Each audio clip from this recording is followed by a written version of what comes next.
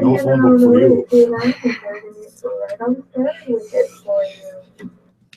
Good evening, ladies and gentlemen. I'm Connie, obviously, and I have the Lincoln Journal-Star in front of me. And let's go ahead and jump in with a front page story. State officials have locked down Fauner Park after 3 horses tested positive for equine herpes myeloencephaly, a form of herpes virus. 1 horse has been euthanized.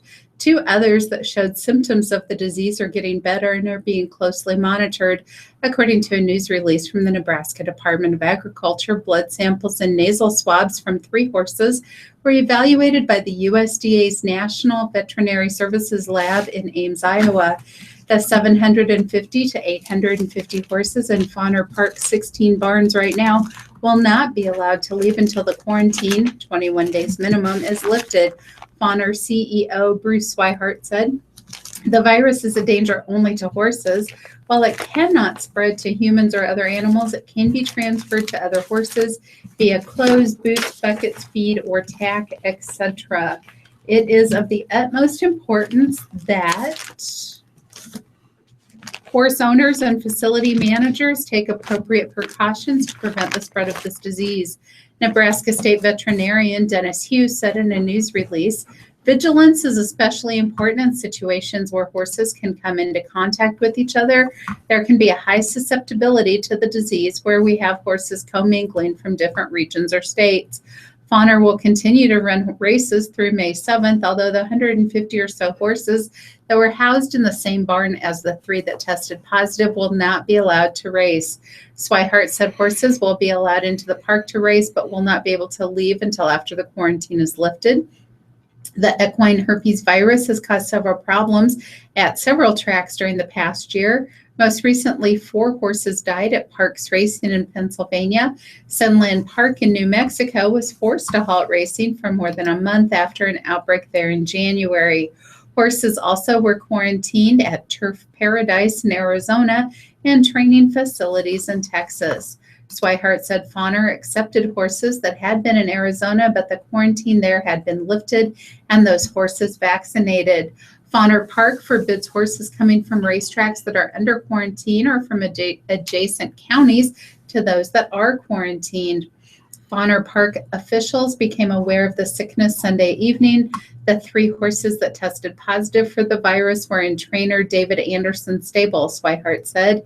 He said he doesn't know how the horses contracted the virus.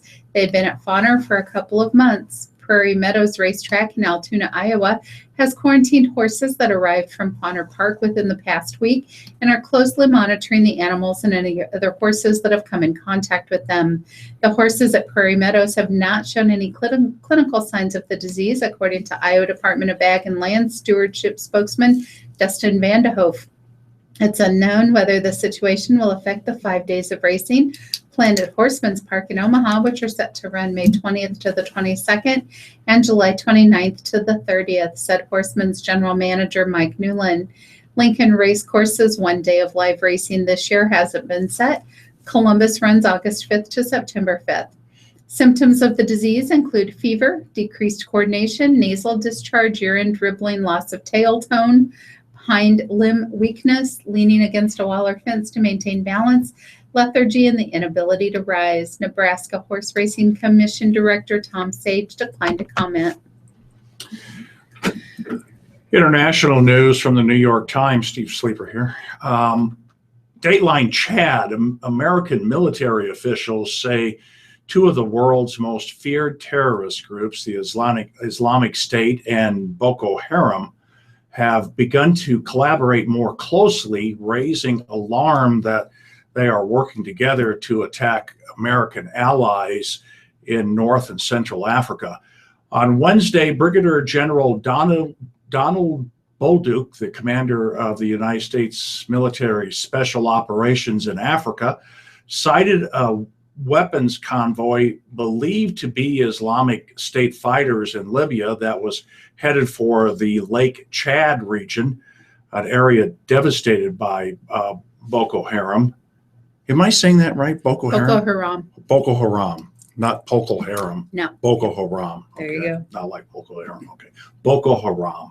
Military officials describe, you're so much smarter than me, that you can pronounce things. Thanks. I was an English teacher for 12 years. That's right. That geekiness kind of carries over. Yeah.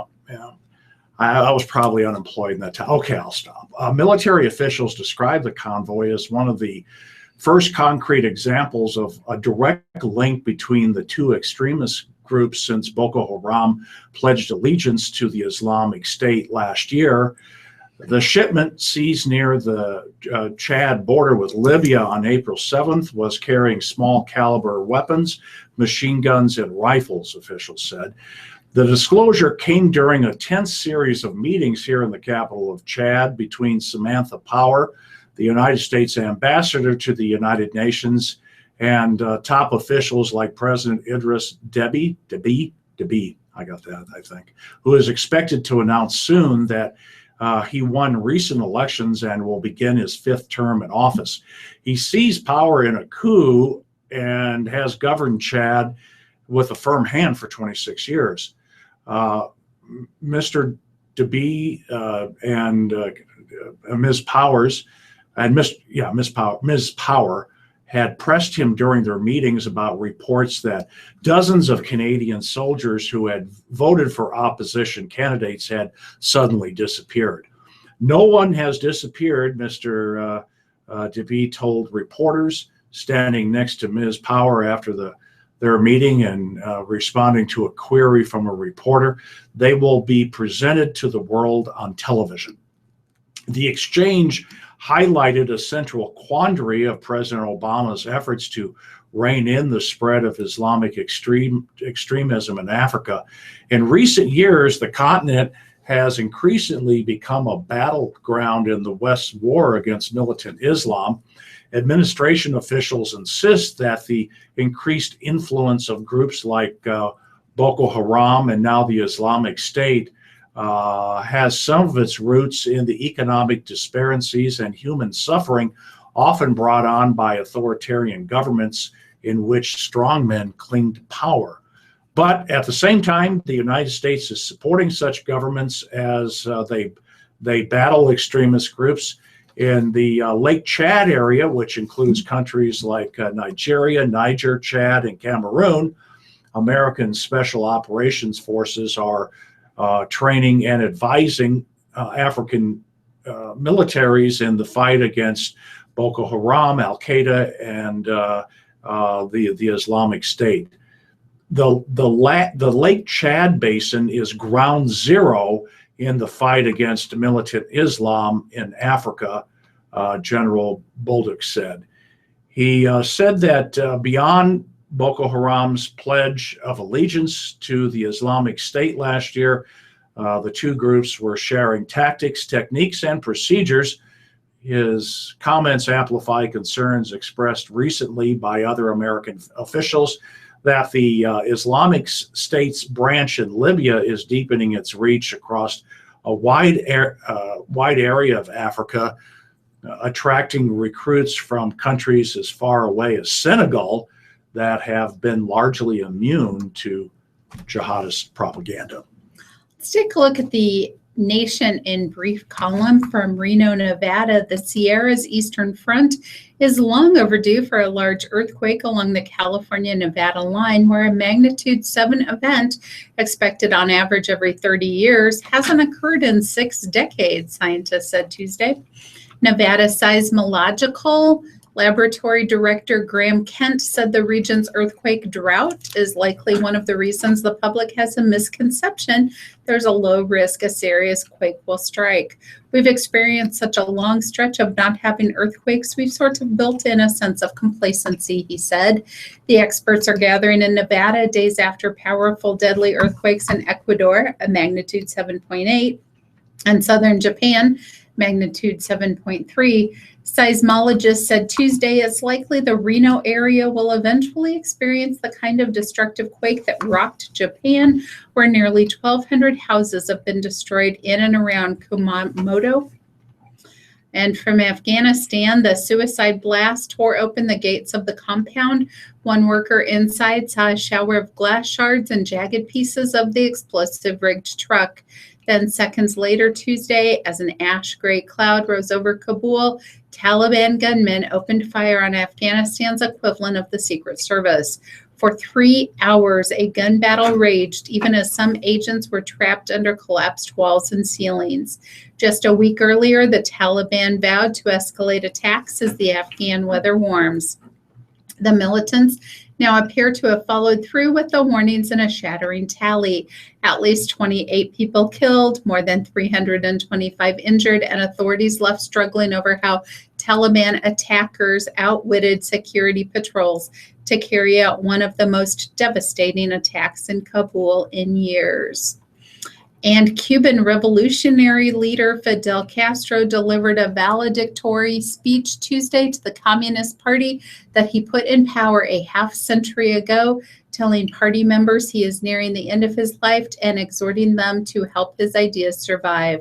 I'll be 90 years old soon, Castro said in his most extensive public appearance in years. Soon, I'll be like all the others. The time will come for all of us, but the ideas of the Cuban communists will remain as proof on this planet that if they are worked at with fervor and dignity, they can produce the material and cultural goods that human beings need, and we need to fight without a truce to obtain them. From Geneva, Syria's top opposition leader vowed to fight even with stones to depose President Bashar al-Assad, shifting sharply to a tone of conflict over consolation as peace talks in Geneva teetered near collapse Tuesday amid a new surge in fighting, including government airstrikes that left dozens dead. Angry and defiant, Riyad Hijab of the Western-backed Syrian High Negotiations Committee thundered home the opposition coalition's decision to walk back, if not entirely away, from UN-brokered peace talks in Geneva. He demanded more Security Council oversight of an increasingly wobbly ceasefire as Assad's troops battled rebel fighters in various parts of the country. And the last one is from Baghdad.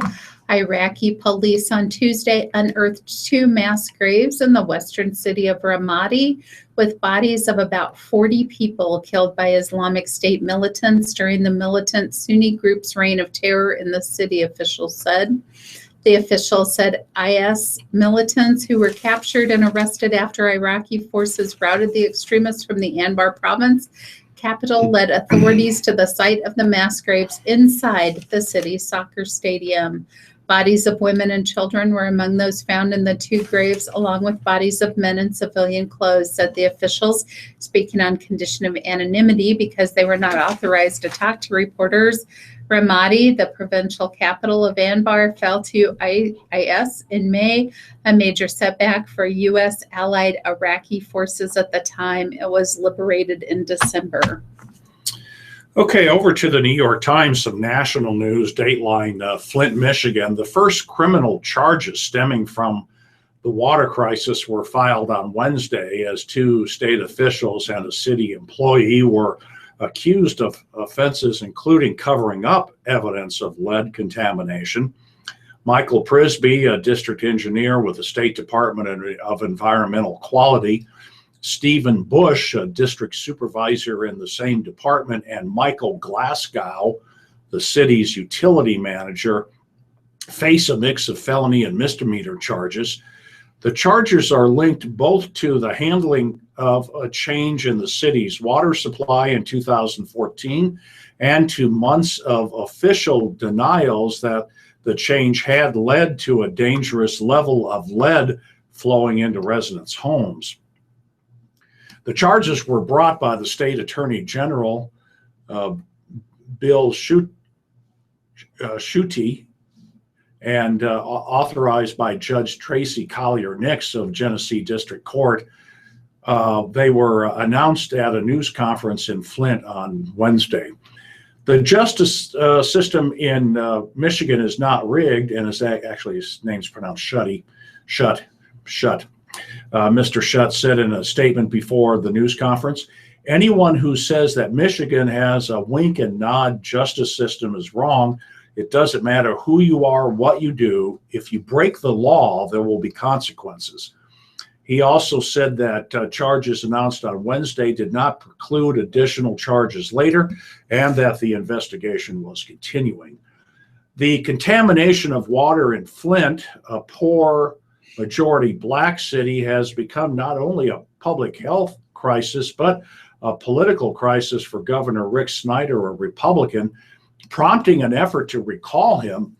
Last month, a panel appointed by the governor assigned most of the blame to state officials, citing government failure, intransigence, unpreparedness, delay in action, and environmental injustice. In a bid to save money, Flint, which was then under control of an emergency financial manager appointed by the governor, switched in April 2014 from buying its water from the city of Detroit to taking it from the Flint River. The river water was much more corrosive, causing lead to leach from the old pipes, and the city failed to add chemicals that could have prevented that contamination. Residents complained after the switch that water was discolored and that it smelled and tasted foul. State and city officials insisted until last fall that the problems were merely cosmetic.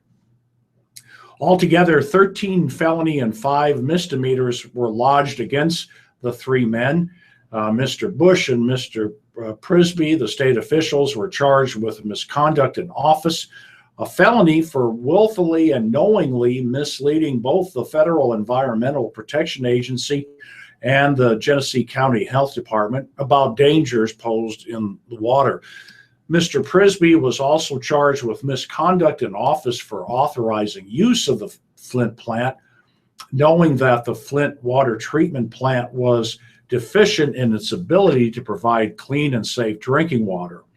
Each of the misconduct in office charges carries a maximum penalty of 5 years in prison and a $10,000 fine. All 3 defendants were charged with tampering with evidence contained in reports on lead levels in city water, and 2 state officials were also charged with conspiracy to tamper with evidence. Each of the tampering charges is a felony punishable by up to 4 years and $10,000. From Colorado, in the wake of numerous massacres on school grounds, many educational institutions, particularly colleges, have armed officers with high-powered weapons to defend against active campus shooters. And now, at least one public school district is following suit. The Douglas County School District in Colorado has purchased 10 semi-automatic rifles to arm its security officers, district spokeswoman confirmed. Director of Security Richard Payne told the Denver Post that the Bushmaster long guns would be kept locked in patrol cars. They will not be in the schools and issued to officers after they complete the same 20-hour course that commissioned police officers complete. They will only be deployed if there is a situation where they need to be deployed, Payne said. He added, "Our main focus is to make sure that all of the students, staff, parents, and community are safe when they're on any of our school properties." 8 armed security officers, all former law enforcement officers, work for the Douglas County School District. District spokeswoman Paula Hans told the Post, "These officers, unlike the district's 56 unarmed campus security officers, will receive the rifles after training." Hans said Payne's team trained with the Douglas County Sheriff's Office in July of 2015. They recognize the sheriff's deputies are often using long rifles during training, and that's how the discussion began, she said. The school district is large, covering roughly 900 square miles.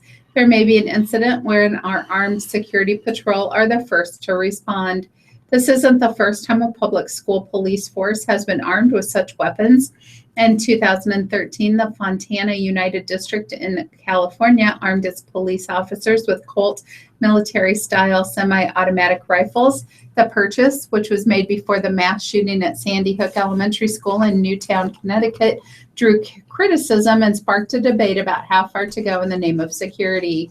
And just like in Douglas County, Colorado, the rifle purchase in Fontana was made without school board approval. Other districts have taken similar steps. The Kingsburg Joint Union High School District in Kingsburg, California, approved a plan last week to allow its employees to carry concealed firearms on school property. Steve? Dateline New Orleans from the New York Times. 5 former police officers involved in the shooting deaths of unarmed people in the days after Hurricane Katrina, a case that drew national outrage and intense scrutiny to the city's police force, pled guilty in federal court on Wednesday and received significantly less prison time than they originally faced. The guilty pleas, which drew prison terms from 3 to 12 years, were the latest development in a wrenching 10-year-old saga that began when police officers responded to a distress call on the Danziger Bridge on September 4th, 2005, opening fire on unarmed residents, killing 2 and injuring 4. The officers, Sergeant Kenneth Bowen, Sergeant Robert Gusevis, Officer Anthony Villavasso, and Officer Robert Falcon, as well as Detective Arthur Kaufman, who was assigned to investigate the shooting, were initially indicted on state charges. Those indictments were dismissed, and the officers were then charged in federal court. The men were found guilty in 2011 and faced sentences of 6 to 65 years, but a federal judge, Kurt Engelhardt, threw out the convictions 2 years later and ordered a retrial, a ruling that was upheld on appeal. All but Kaufman had been in custody in 2010. Under the terms of Wednesday's deal, the 4 officers involved in the shooting received sentences ranging from 7 to 12 years with credit for time served. The 5th man, Kaufman, who was accused in the cover-up, got 3 years. This has been a terrible ordeal for our family and friends in our community, said Lance Madison, the brother of Ronald Madison, who was one of the men killed. We're glad this part is over and that the NOPD officers responsible for this terrible incident and the cover-up have finally admitted their guilt. While the case made its way through the court system, the shootings on Danziger Bridge, as well as another shooting of an unarmed man in the immediate aftermath of Katrina, drew the attention of the Justice Department.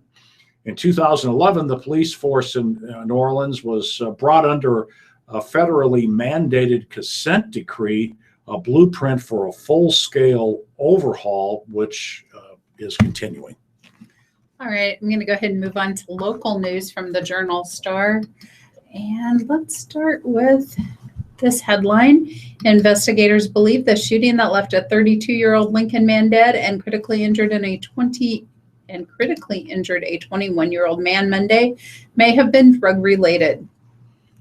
Christopher Coleman, 32, died after being shot in his home at 1966 Euclid Street just before 3:30 p.m. Monday. Jerry Griffiths, 21, was shot multiple times and was still in critical condition Tuesday.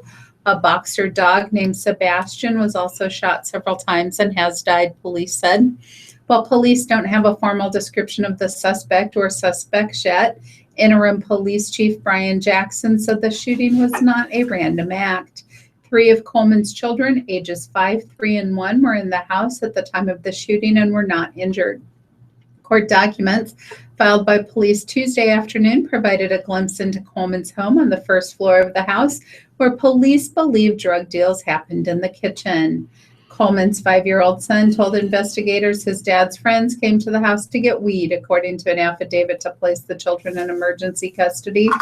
The boy said he was sleeping inside his room when 2 bad guys came over, Captain Martin Farringer wrote in the affidavit. His 3-year-old brother was in the living room with Coleman, who told the boy to get in the while I change the page, please. Room prior to 2 gunshots, the 5-year-old said. Moments after the gunshots, the 3-year-old went into his older brother's room and said, "Daddy's dead," according to the court document. The police have been placed in the children have been placed in state custody. Coleman's girlfriend told investigators Monday that he started dealing drugs about a year ago to better their future. Farringer wrote in the affidavit, she said as many as 20 people would stop by the home each day to buy drugs, and Coleman made the deals in the kitchen because the kids were in the house, according to the document. Farringer said the children's mother, who lives in the house upstairs apartment, denied knowledge that any drugs or drug dealing was taking place in the house. Neighbors said they heard as many as 8 shots inside the home about a block away from Prescott Elementary School. Interim Chief Jackson said Tuesday his investigators haven't identified how many suspects they're looking for and do not know if those still involved are in Lincoln. We have a number of witnesses that have reported information to us, he said. We're trying to vet that information, compare it to each other. What we don't want to do is put out incomplete or inaccurate information. That shooting brings the city's homicide total to 4 this year, including a murder-suicide last week. Last year, there was 1 homicide in Lincoln. Jackson urged the public to report suspicious activity anytime they see it. Anyone with information is asked to contact Lincoln Police at 402-441-6000 or Crime Stoppers at 402-475-3600. Coleman, who was born in Lincoln and raised in Air Park, got his diploma from Beatrice High School. Family and friends said they would remember him as a father who loved his sons and fishing and cared for others, such as a stranger he saved after she tried to kill herself in 2010. It's just been real devastating and a real loss, Jamie Tripe, the grandmother of Coleman's boys, said in an interview Tuesday. Everyone is just kind of numb. Tripe has known Coleman for 8 years, she said. She helped him get on his feet after he got out of jail on a drug charge. He was arrested for possessing methamphetamine in 2010, but he completed drug court in 2013 and had his charge dismissed. Coleman has been sober ever since, Tripe said, but he hasn't always told her or her daughter all that goes on in his home, she said. The 2 shared custody of the children, and though they broke up last year, they tried to maintain as normal a relationship as they could for the boys. Coleman had worked roofing and painting jobs for a while, but had been at home caring for the kids recently when Tripe's daughter worked, she said. The 2 had plans to start their own cleaning business together on May 1st. He did have a bad past, but he's worked very hard to be a good person and change. Several of Coleman's immediate family members declined to comment Tuesday night. Monday could have ended in more tragedy, said Tripe, who's thankful her grandchildren are okay. Tripe's working to get counseling for them, but so far they don't fully understand what happened Monday. They know that Daddy's dead. I just tried to let them know that Daddy's in heaven with Jesus. Sad story. I'm going to move to tech news here in the New York Times. And on a lighter note, Connie, you know why I can't pronounce all these names? No. I got into sales about 1980, and my first sales manager told me when times are tough, don't listen to the news. I haven't listened to the news since 2007, so it's and that was the year Twitter came out, so I get my news on Twitter. There you go, and you it's don't kind of have pathetic, to isn't it? them Yeah. I like So what am I going to do? I'm going to try to pronounce a name that I'm going to butcher. But Dateline San Francisco and Tech News, Nikhil Viswanthian. We'll go with it. Okay. Nobody knows anyhow. And Joseph Lau have built the hottest new social app in America. Now the young men have to keep it from getting crushed by an anonymous slander campaign, overwhelming servers, and their urge to personally respond to thousands of messages from users. The app, called Down to Lunch, is shockingly old-fashioned. It's all about meeting up with your friends in person. You send a message to some or all of your buddies saying that you have free time and you're looking for company for a meal, a gym workout, even church. Whoever is interested responds and you arrange to meet. We're trying to make it feel like you live with your friends again in your freshman dorm, said Viswanthian, a Texas native who graduated from Stanford in 2012 with a master's in computer science. So he's a brainiac. The concept is so simple. The first version was built in a day last spring, By last week, Down to Lunch, also known as DTL, for Down to Lunch, was the #1 free social networking app for iPhone and #2 free iPhone app overall. It didn't rank quite as high on Android, but who cares? It's an Android.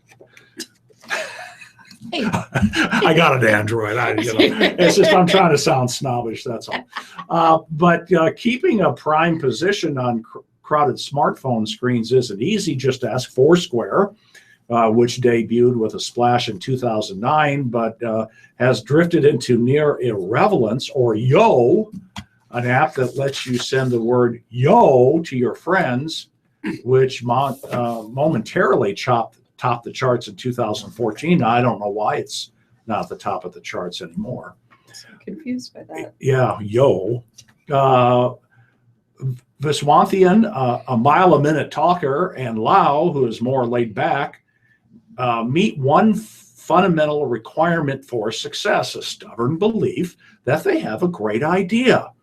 Viswanthian worked on 5 previous services that tried to connect people, 3 of them with Lau, but Down to Lunch was the first to catch on. The San Francisco startup has needed little capital so far, and the founders have turned away dozens of potential investors. However, the 2 men, both Stanford alum, have not been shy about seeking advice from their array of Silicon Valley connections, including senior tech executives, venture capitalists, and other company founders. As thousands of app developers have discovered, attention spans are short, especially among the college and high school students that Down to Lunch is targeting. Dozens of competitors are vying to help people organize spontaneous gatherings, including Hangster, Short Notice, Down to Hang, and a Google app called Who's Down. And a lot of things can go wrong on the road to becoming the next Snapchat. Down to Lunch servers went down last week after hitting limits imposed by their cloud computing provider, forcing the startup to devise a workaround. A human error derailed signups for 6 hours on Monday. In addition to typical startup problems, lack of sleep, inadequate staffing, technical malfunctions, Viswanthian and Lau have also been battling an anonymous social media campaign claiming that Down to Lunch is used for sex trafficking. The assertions, some describing encounters with suspicious strangers, are dubious. Down to Lunch is designed to allow communications only between people who know each other and have each other's phone numbers. Krista Melton, who heads the Human Trafficking Division of the Texas Attorney General's office, said she looked into the app and found no evidence supporting the allegations. Unless you use random strangers in your address book or someone who stole your phone, it's unlikely that this app could be used for human trafficking, she said. It's not clear who's behind the smear campaign, although the founders believe it's a competitor. They trace the accusations back to several Twitter accounts. Twitter temporarily suspended one account,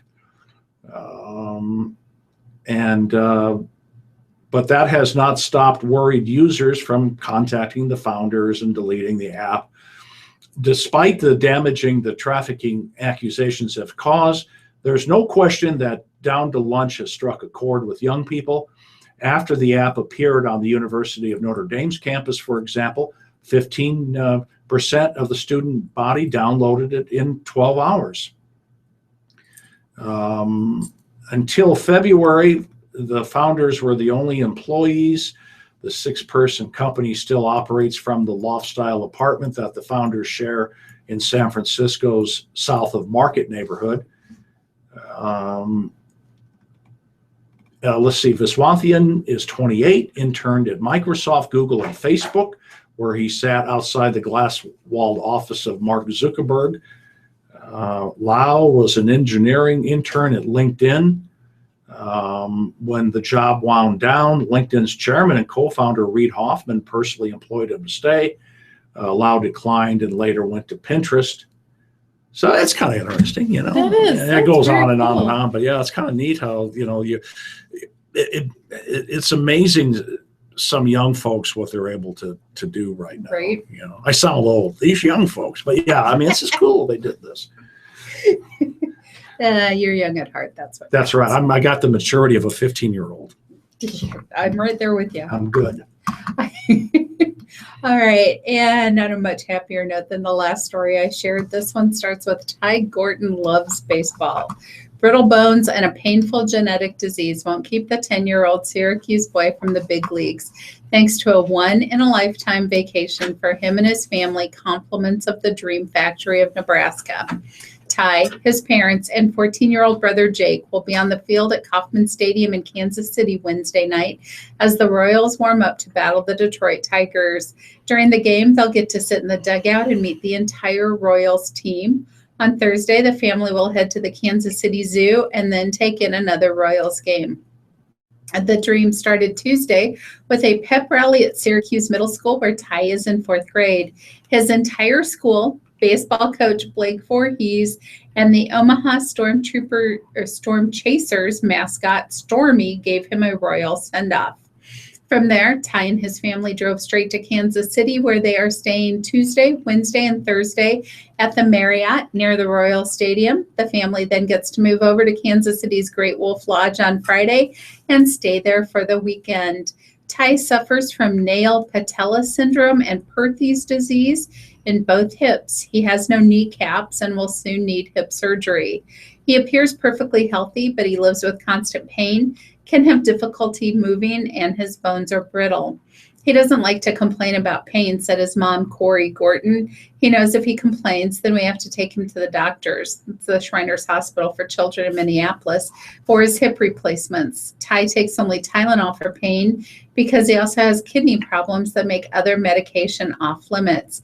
Ty still plays pitcher and shortstop for 2 Syracuse teams.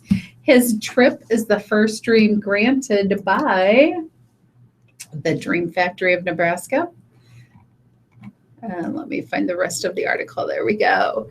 The newest branch of the Dream Factory, Inc., a national nonprofit with headquarters in Louisville, Kentucky. Louisville, right? So sorry about that. Oh, yeah. According you can tell to you're its- from Nebraska. Yeah. Right? Yeah.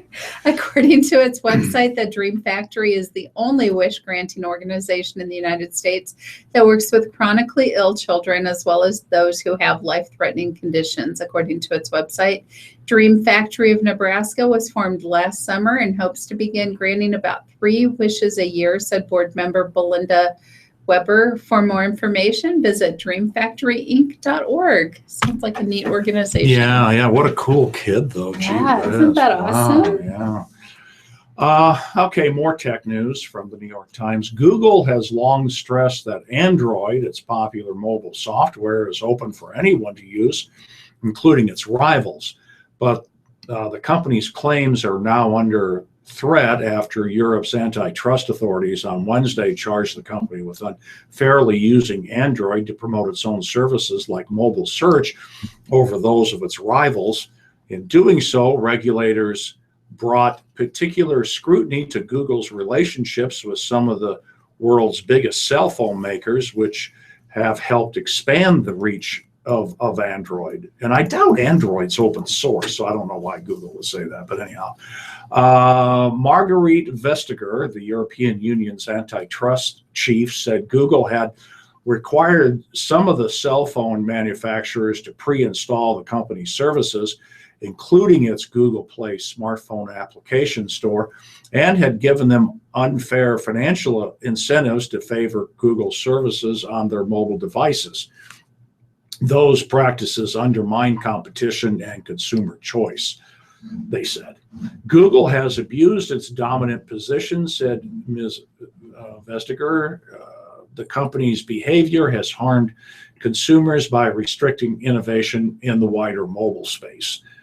The company denies it has broken European competition rules, and the charges may not lead to financial or other penalties against Google, which now has 3 months to respond to the accusations. We take these concerns seriously, Kent Walker said, Google's general counsel, and that was a blog post, which is where you get most Google news, is on their blog posts. But we also believe that our business model keeps manufacturers' costs low and flexibility high, while giving consumers unprecedented control of their mobile devices. But by taking aim at Android, the mobile software that holds more than 80% of the worldwide market share for smartphone operating systems, Europe has opened the latest chapter in a continuing battle with American technology companies. These players include Amazon and Facebook. They dominate how Europe's 500 million people use digital services, including social media, online movies, and e-commerce. Google is facing separate charges filed last year in Europe over whether it unfairly favored some of its search services over those of its rivals. Gee, you think? Oh, that was an editorial comment. I'm sorry.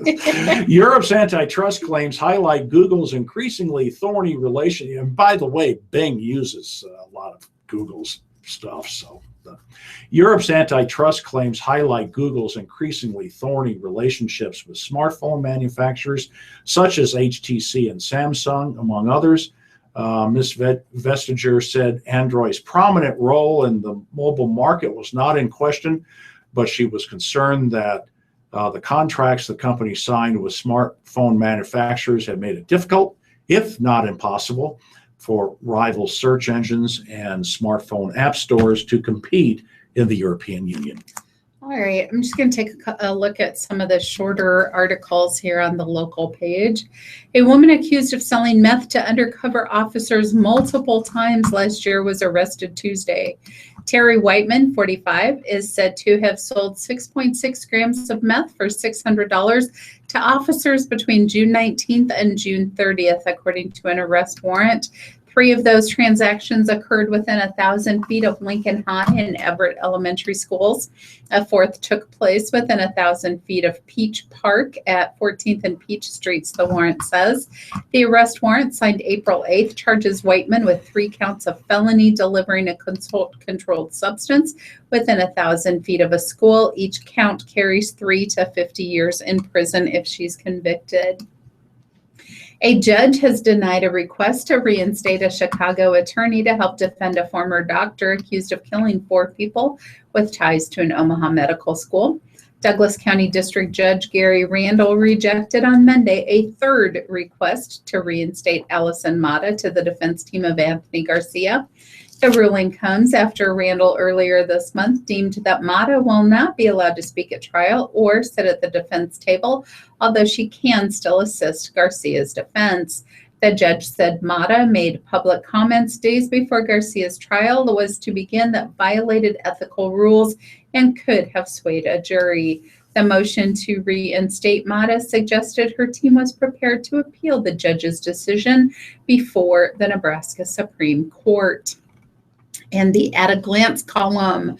Lincoln police have identified the 27-year-old man who died after his pickup truck collided with a semi-trailer on State Fair Park Monday evening. Eric Bergman was killed when the westbound black Chevrolet pickup he was driving crossed the center line and hit an eastbound semi pulling a trailer near the 27th Street Bridge just before 5:30 p.m., police said. Bergman was partially thrown from the truck and died at the scene.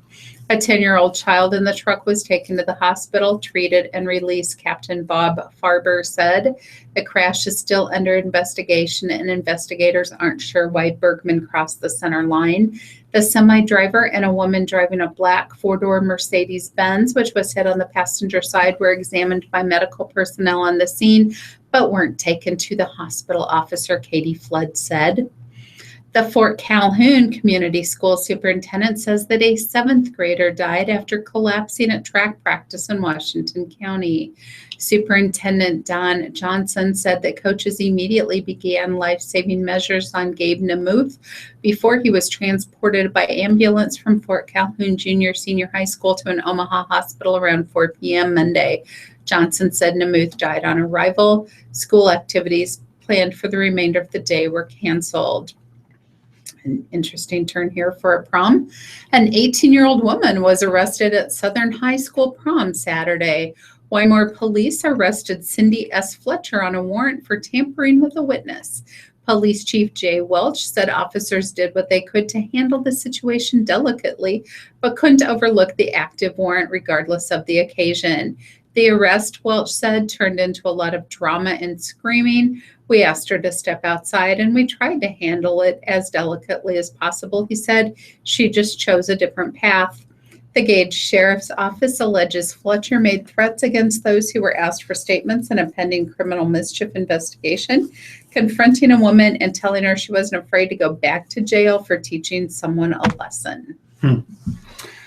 Okay, we haven't talked about Donald Trump, so let's get to politics from the New York Times. With his thoroughly dominating performance on Tuesday in New York, Trump proved he remains the preferred candidate of most Republican primary voters.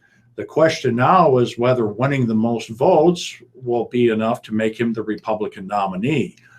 The volatile nominating contest has effectively spun off into two simultaneous races, one for votes, one for delegates, and they are starkly different. Winning New York in a landslide, he captured all of the state's 62 counties except his borough, Manhattan. Trump demonstrated the breadth of his support and resilience in the aftermath of a loss in Wisconsin 2 weeks ago. With just 15 states remaining in the primary calendar, he left little doubt about his popular appeal.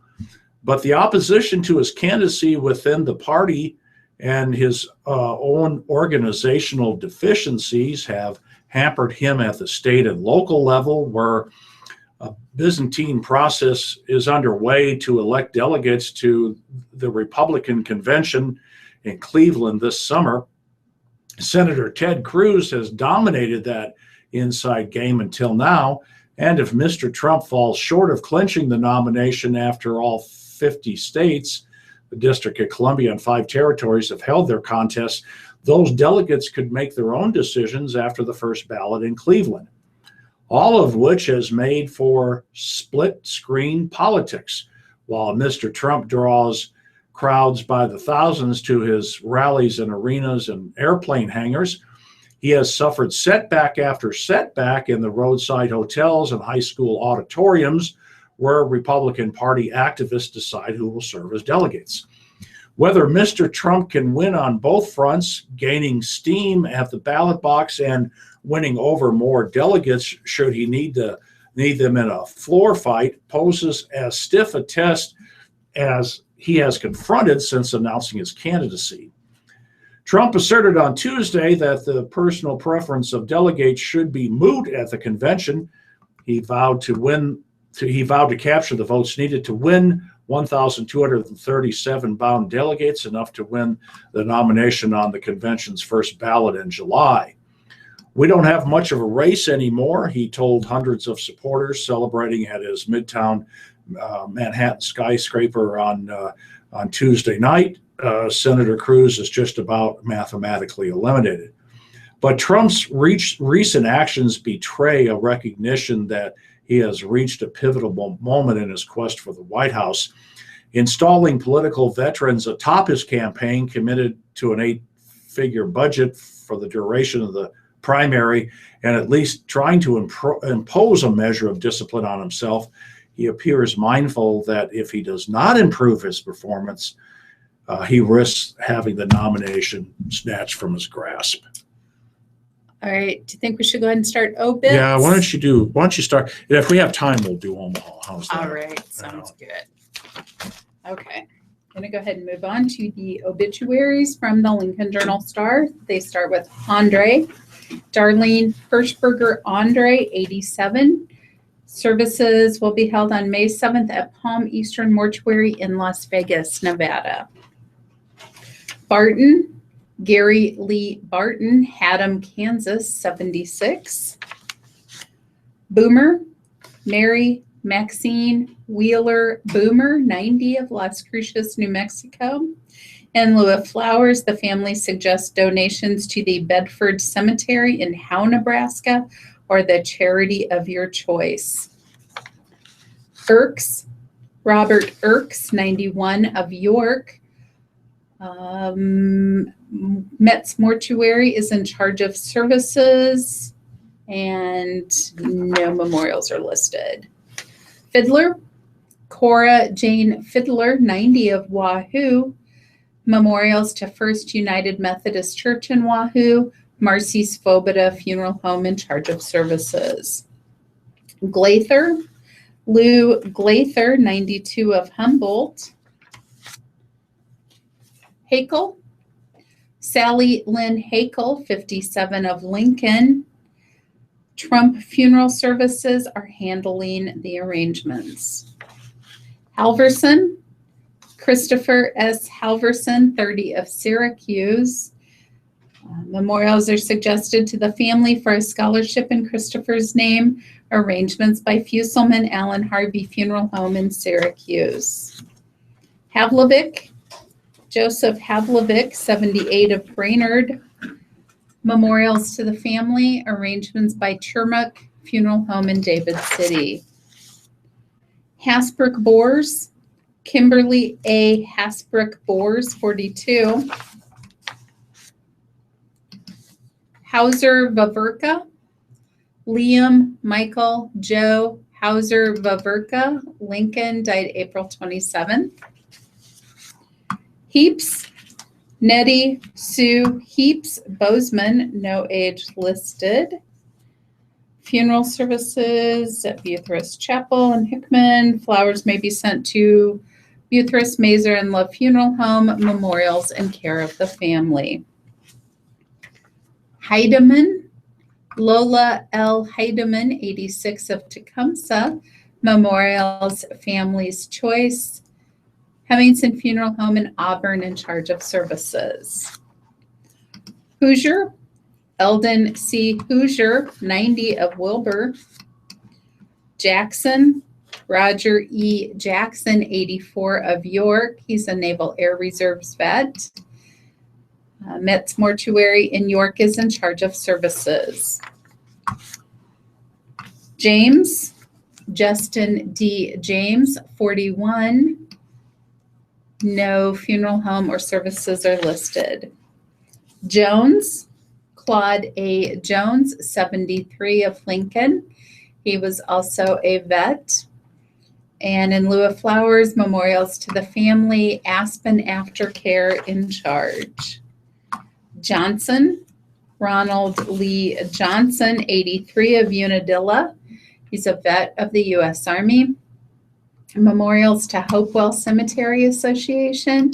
Fusselman Allen Harvey Funeral Home in Syracuse in charge of services. Kendall, Jeanette Eileen Weiskamp Kendall. Memorial services were held in Eagle Lake, Minnesota. No funeral home is listed. Kendrick, Larry Eugene Kendrick, 60, of Lincoln. Memorials to the Bethlehem Covenant Church in Waverly. Roper and Sons Funeral Home in charge of services. Kenning, Eleanor Kenning, 93, formerly of Steel City. Koloff, Sharon K. Koloff, 73, of Seward. Services handled by Volk's Funeral Home in Seward. Mack, Suzette K. Mack, 65, of Ogallala. Messersmith, Rex Glenn Messersmith, 84, of Lincoln. Donations may be sent in Rex's name to either the Michael J. Fox Foundation for Parkinson's Research or the American Diabetes Association.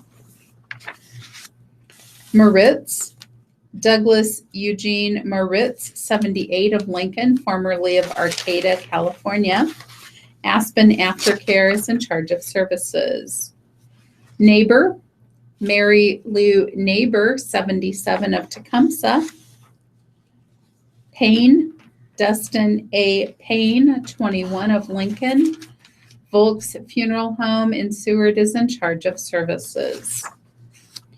Roberts, Richard D. Roberts, 87, formerly of Lincoln, currently at Harrison, Arkansas. Rugg, Judith Ann Rugg, 70.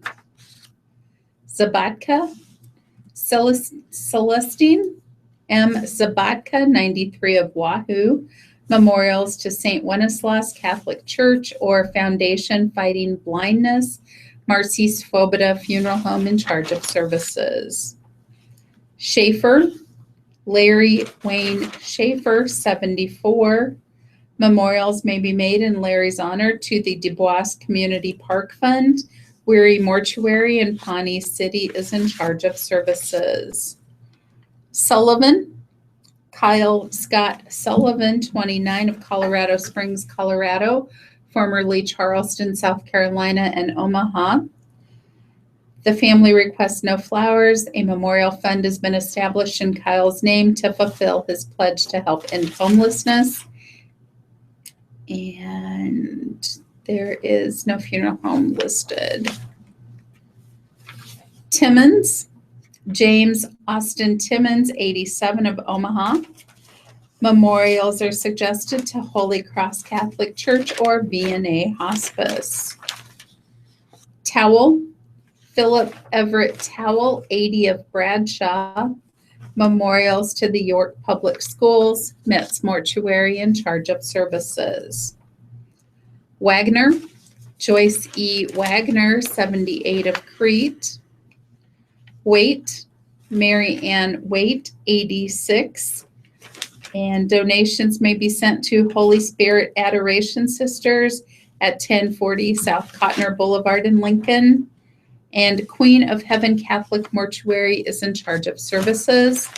And the last one is Wright, Lois Elaine Wright, 92, of North Platte, formerly of Lincoln.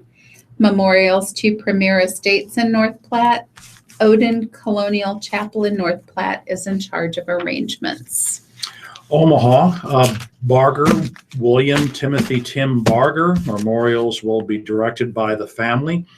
Heafy Hoffman Dwarrick Cutler. Tim was 74 years old. Barker, Joseph III. Joseph Barker III, age 79.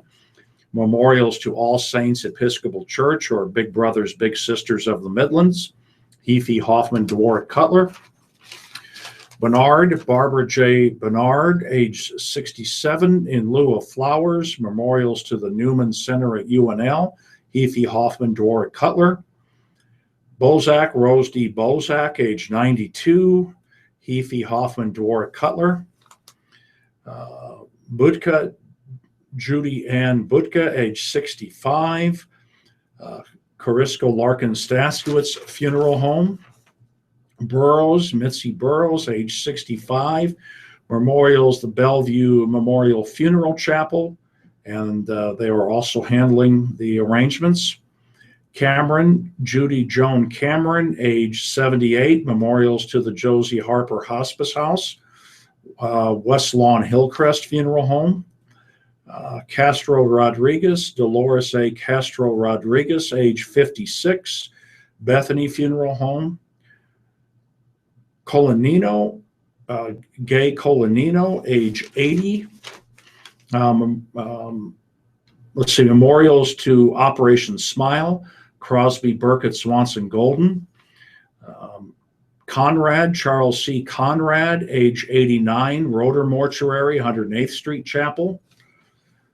Douglas, Emily Douglas, age 69, memorial suggested to the family for a future memorial garden in her name. John A. Gentleman Mortuaries. Garton Bartley, Kathy Garton Bartley, age 65. Forest Lawn Funeral Home, handling the arrangements. Gooden, Gloria J. Gooden, age 72, Thomas Funeral Home. Hosteling, Harry E. Hosteling, he was a veteran, age 81. Bellevue Memorial Chapel of Heafy Hoffman Dwarrick Cutler. Hustack, James Edward Hustack, age 48. In lieu of flowers, contributions may be made to the James Edward Hustack GoFundMe account, or cards may be sent to Linda Selvage. Kellum, Janie M. Kellum, age 78, Roeder Mortuary, Ames Chapel.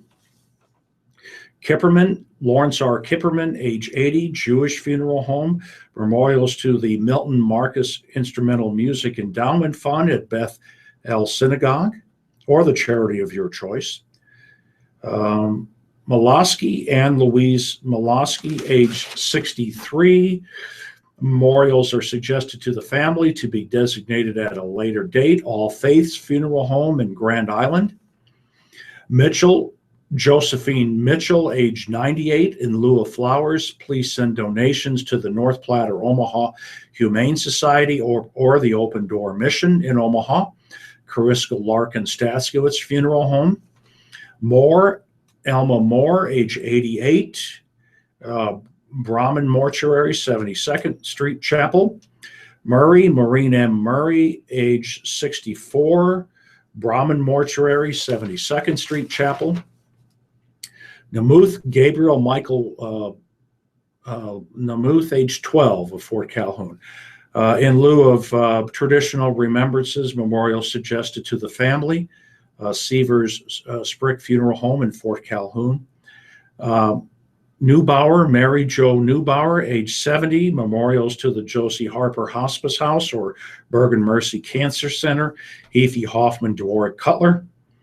Oldham, Michaela Oldham, age 73, memorials to Encore, John A. Gentleman. Peterson, Judith D. Peterson, age 76. In lieu of flowers, please send donations to Springfield First United Methodist Church. Kaylor Dulce Mortuary. Peterson, Deborah Peterson, age 57. Memorials will be directed by the family. Bellevue Memorial Chapel. Raddick, Bonnie Lee Raddick, age 82. Memorials to St. Jude's or Children's Hospital. Cariska Larkin Staskiewicz Funeral Home. Randall, Doris M. Randall of Blair, 93 years old. Roeder Mortuary, 108th Street Chapel. Steimer, Glenn A. Steimer, a vet in the Marines. Memorials to the Nebraska Humane Society or Omaha Police Foundation. Efi Hoffman, Dwarrick Cutler. Timmons, James Austin Timmons, age 87, also a veteran. Efi Hoffman, Dwarrick Cutler. Towle, Philip Everett Towle, age 80. Memorials to York Public Schools Foundation, Metz Mortuary. Worthen, Mary Lois Worthen, age 91. Brahmin Mortuary, 72nd Street Chapel, handling the arrangements. Please keep Radio Talking Book in mind when memorials are listed as a donor's choice or your favorite charity. Donations should be sent to Radio Talking Book Network, 7101 Newport Avenue, Suite 205, Omaha, 68152. And it's time for our 7 o'clock break at 2 minutes past 7. And here's Emily. All right. I don't think the flowers. Do a break and I do this. Nice Do a little job. bit of an announcement. Oh, When that comes up, Thanks. then we'll be right back to I really enjoy it. Thank you very much. Hello, everyone. Here's Allison here, and I would like to invite you to an event coming up on Friday, June the 3rd, 2016, from 9 a.m. to 3 p.m. Where will this event be held? It will be held at 1313 Fire Street. Always takes me a And bit this to is find at the the Nebraska Commission for the Blind and Visually Impaired. Remember Where what we do we it, should do. the Editorials. Omaha chapter will be hosting I guess it's my turn to go first, huh? Yep, Training Day, introducing if you want. non-visual Oh, I can't. skills I just such gotta as get the editorial page to come up. team travel, computers, and home management. Learn how effective non-visual skills can be taught by blind and visually impaired people who use these skills every day. Anyone who would like to participate in this event, please register before May the 7th. There is no charge for participation. Lunches will be provided. In order to register, visit www.ne.nfb.org, or you may call 402-350-1735. We would like to invite everybody to come out and to participate in this Springfield Day of Learning. Thank you. All right. Well, again, that's an event coming up soon. We will announce the event continuously through our programming. Some businesses, it will pop up again during the programming at some point or another. Well, that brings us right back to your live reading for you. I want you to remember that this is your Radio Talking Book Network, your print information network, serving Nebraska and its neighboring states.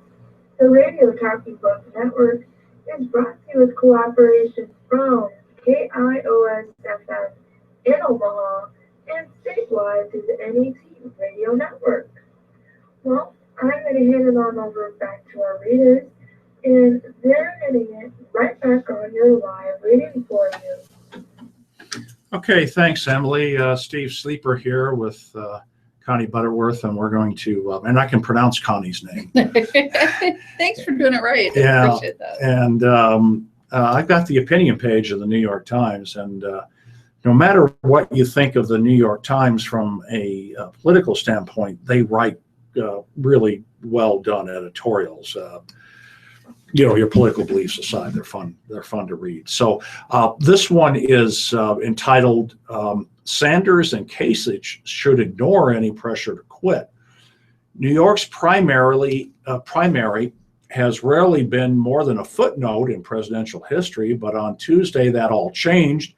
Donald Trump won his home state by a substantial margin, while Hillary Clinton defeated Bernie Sanders, son of Brooklyn. A prediction: the minute the finals are in, Republican stalwarts will crank up the volume on calls for Governor John Kasich to leave the race. He should ignore them. Mr. Sanders also has no reason to give up his fight. Mr. Trump and Ted Cruz both want Kasich out of the competition. Trump figures if it's a two-person race, he's more likely to start winning more contests with an actual majority of votes. Cruz knows it's now nearly impossible for him to win the nomination outright, particularly with Kasich around. So the thoroughly unlikable Texan, and that's what they call Cruz, who has proved he will do or say nearly anything to win, has been raising weak ballot challenges aimed at disqualifying Kasich from various state contests and fanning rumors that Kasich is angling to be a Trump vice president. And the Kasich camp denies this. Kasich is not an exciting candidate or even a political moderate, but he is the most sane-sounding individual in the Republican field and has been from the start. Unlike his rivals, he has shown a willingness to play by the rules. His presence in the race offers moderate Republicans a palatable alternative in the primaries and caucuses, and also if there's a real fight at the convention. Sanders has always stood more for a vision than for reality, especially with a Republican-led Congress. He and Mrs. Clinton tore into each other in last week's debate in Brooklyn. Some Democrats worried that the nasty fracas could hurt the party. Others want Mr. Sanders to get out and let Mrs. Clinton focus on the Trump threat. Sanders' presence has made this an immeasurably more substantial race in which both candidates' policies have been better vetted and, as a result, better delineated. That's the best preparation for the general election. Yes, Mrs. Clinton's lead is nearly insurmountable, but it should be voters who erase the nearly. Sanders has voiced the concerns and energized millions of young people, many of them voting for the first time. His candidacy has forced the party to go deeper on addressing issues like wealth inequality, college tuition costs, and the toll of globalization, important points of a distinction with Republicans. What's more, Mr. Sanders' commitment to small individual contributions has put the lie to Democrats' excuses that they too must play the big money game to win. This is a message too seldom heard in the party that first championed campaign finance reform. That it's back is long overdue, good for Democrats and good for campaigning.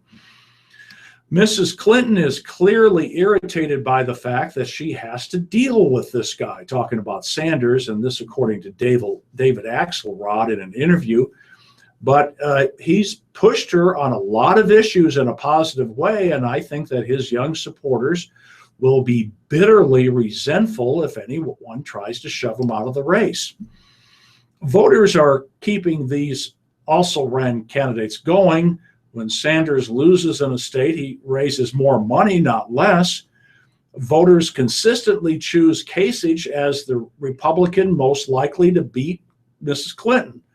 This refusal to anoint a frontrunner in either party appears in poll after poll as dispirited voters declare that they simply don't like Trump, Cruz, or Clinton.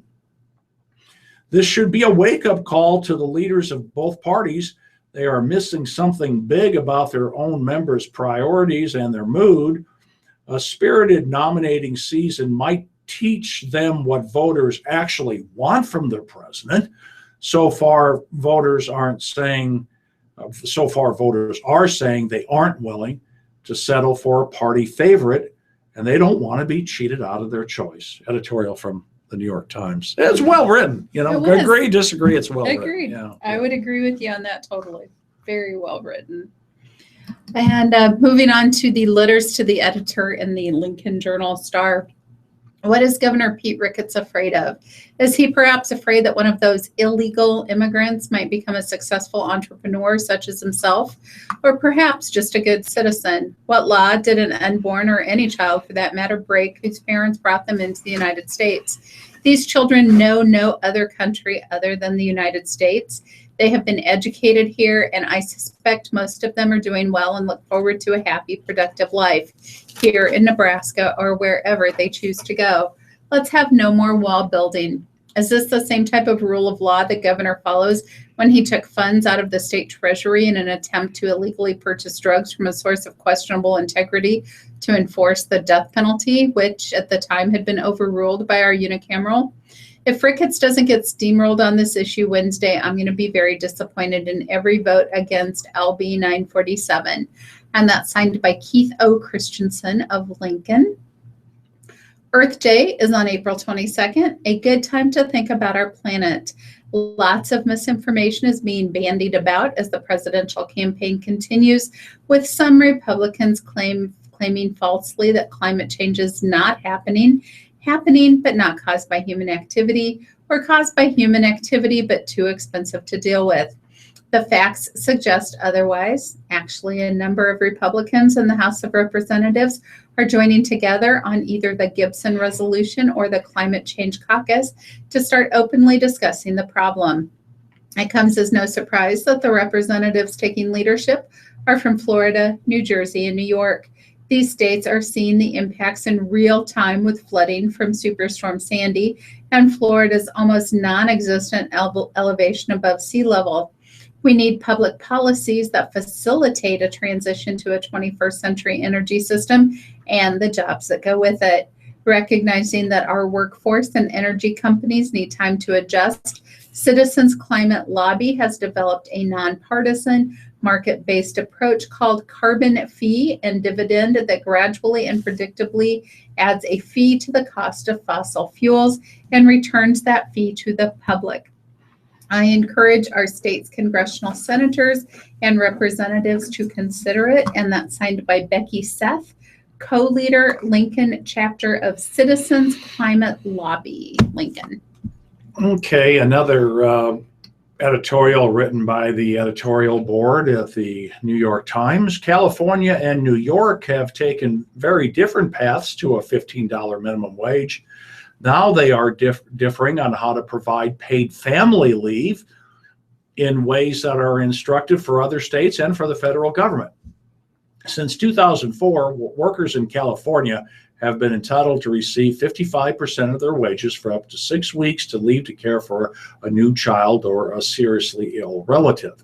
Starting in 2018, a new law will lift that rate to 70% for the lowest paid earners, defined as those making up to 1/3 of the state's average weekly wage of $1,121 currently. For almost all other workers, the rate will rise to 60% up to a maximum weekly benefit of about $1,200. The new law is intended to help all workers in California, including low-income workers, help them take family leave. Under current law, many cannot afford to take leave because 55% of their pay is not enough to live on. In New York, which enacted its first paid family leave law this month, employees will be eligible for up to 8 weeks of leave starting in 2018. The replacement rate is 50% of a worker's weekly wage, capped at 50% of the statewide average weekly wage of nearly $1,300 currently. Starting in 2021, employees will be eligible for 12 weeks of leave at 67% of their weekly wage, capped at 67% of the statewide weekly average. California's experience suggests that many workers in New York will be unable to take time off at the 50% rate, and that even at 67%, many will be unable to afford to take the full 12 weeks. A higher replacement rate for a shorter time could turn out to help more workers than a flat rate for a longer period. On the other hand, New York law protects workers from being fired during paid leave, while California has no job protection for workers at businesses with fewer than 50 employees and only limited protection for those employed by larger businesses.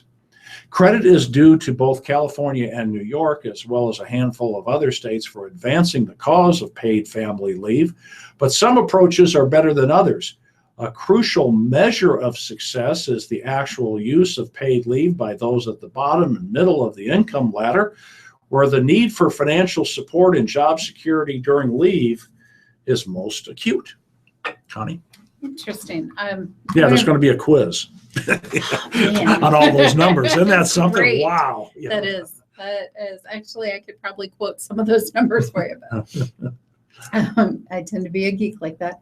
Back on the editorial page, I want to read this editorial just because the first paragraph caught my attention. It says, get this, prisoners spend more time enjoying the outdoors than modern children. You know, I guess that doesn't surprise me. Yeah. That's sad. Yeah. That is the finding a global survey commissioned by the Dirt is Good Child Development Advisory Board in the UK. According to the survey, about 75% of children are spending less than an hour outside on an average day, and 10% of children do not play outside at all. I wish they could grow up the way I and millions of other kids did in the 70s. Unlike modern kids, we didn't sit inside air-conditioned homes playing video games and texting our pals. We were out on the hills roaming, exploring, and creating all day long. We collected discarded wood at new housing sites and built shacks. We dammed up the creek to go swimming and catch pet minnows and crayfish. One summer, we built a motorized go-kart with scrap items from a junked riding mower, a piece of formica, and a handful of old 2x4s. Despite having no brakes, it had plenty of power and was one of the great engineering feats in my neighborhood's history. As soon as the spring weather broke, we were on our bikes trying to rack up mileage on our speedometers. Our mothers allowed us to ride to South Park as long as we kept within 5 miles of home, though we'd ride 20 miles or more until exhaustion finally set in.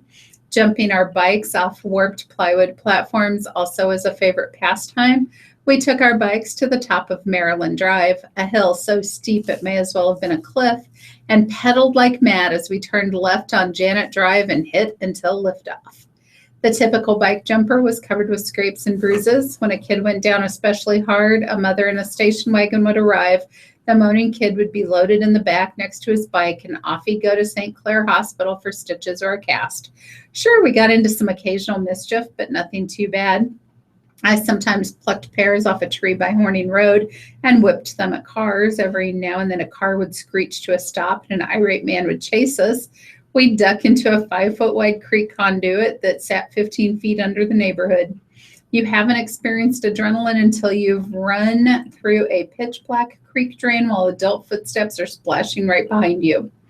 In any event, it turns out that the action-packed 70s childhood I experienced outdoors was very good for me because it unleashed all 5 senses. We don't know yet why it happens, but when all 5 of a child's senses come alive, a child is in an optimum state of learning, and creative and cognitive functioning go way up, said journalist Richard Louv, author of Last Child in the Woods. Louv said that the consequences of withdrawing a child from nature are not good. Kids lose their sense of being rooted in the world. They're more likely to experience stress, hyperactivity, attention deficit disorder, and other modern maladies. Sir Ken Robinson, a leading expert in education, creativity, and human development and chairman of the Dirt is Good board, concurs. Academic research shows that active play is the natural and primary way that children learn, he said in a board press release. It is essential to their healthy growth and progress, particularly during periods of rapid brain development. Hey, spring has arrived. A little dirt could do all of us some good, but especially our kids. Mm-hmm. Yeah, good stuff. Yeah. Okay, this is in the arts section of the New York Times. Tubman's in, Jackson's out. I'm saying her name right. You are. Tubman. Okay. You're good. Okay. The United States is adding a few new faces to its currency. Harriet Tubman will appear on the front of the new $20 bill to be unveiled in 2020. And a pair of civil rights scenes, one featuring suffragette leaders, will appear on the backs of redesigned $5 and $10 bills, the Treasury Department said on Wednesday. The old faces remain. Alexander Hamilton stays on the front of the $10 bill. Andrew Jackson moves to the back of the 20. But there will be women in American wallets for the first time in more than a century when Martha Washington appeared, and African Americans for the first time in the nation's history. Wesley Morris, a critic at large, Jennifer Schuessler, a cultural reporter, and Benjamin Applebaum, who covers the economy, all talk about the monetary makeover. Let's see. Schuessler. Oops, I just scrolled down past it. There we go. For all the debate over the past year about the fate of Hamilton, the top news here is really that Harriet Tubman will replace Andrew Jackson on the 20, becoming the first African American to appear on the front of the United States banknote. The Treasury won't release the design in 2020, but people are already sharing Photoshop Tubman 20s online, and they're feeling wonderfully jolted and radical. What do you think? Does having her on the bill really make a difference, either to how we think about our history or how we think about our money? I think it's kind of cool from a historical standpoint, Applebaum, I think it does make a difference. There were more than 8.5 billion $20 bills in circulation last year. Our money is right, and I only had one of them. Our money is right up there with the Golden Arches as an instantly and globally recognized emblem of America. And our bills are stale. The 7 white men on the 7 notes in general circulation were all dead by 1885. U.S. Grant is the only one who lived past the end of the Civil War. More than half of American history has happened since. Countries historically have used their currency to make sure everyone knows who's in charge. The United Kingdom still puts the Queen on every single bill, although she's always had company. Putting Tubman on the $20 bill strikes me as powerful and a necessary realignment of our symbols and our professed values. I guess one question on my mind is, do these changes go far enough? Tubman isn't exactly a modern figure. She died in 1913. And amazingly, there's still a Masonic pyramid on the back of the $1 bill. Morris. And Morris says, ooh, Benjamin, you mess with that pyramid and the Illuminati will hunt you down. Stand down, man. And by Illuminati, I mean in 100 years, we've been talking about, I mean in 100 years, we'll be talking about Beyonce on alt currency. Just kidding. Those meetings start happening last week. Harriet Tubman died in 1913. It was a two paragraphs in the New York Times obituary, 2 paragraphs. But her legacy endures. Her legacy is typing a third of this conversation. But author be a degree of catching up. For instance, Elizabeth Cady Stanton, who died in 1902, is deserving of more than the possible Avengers treatment that the Treasury has planned for suffragettes. Having Tubman on cash is not simply reparative, although the idea of seeing her face and hearing her name during the months of the year that aren't February becomes nourishment in itself. Having her on cash is, to me, an uncontroversial no-brainer. Schuessler, speaking of the Avengers treatment, does anyone else find the plans for the new $10 a little awkward? Hamilton will stay on the front while the picture of the Treasury Department building on the back will be replaced with an image of the 1913 women's suffrage march that ended at that building, along with portraits of 5 suffragette leaders. There's currently only one bill that features a group scene, the $2 bill introduced in 1976. Okay, I'm skipping ahead a little bit. Applebaum. It's clearly a political marriage. Jack Lew, the Secretary of Treasury, did something fairly unusual, at least by Washington standards. He changed his mind.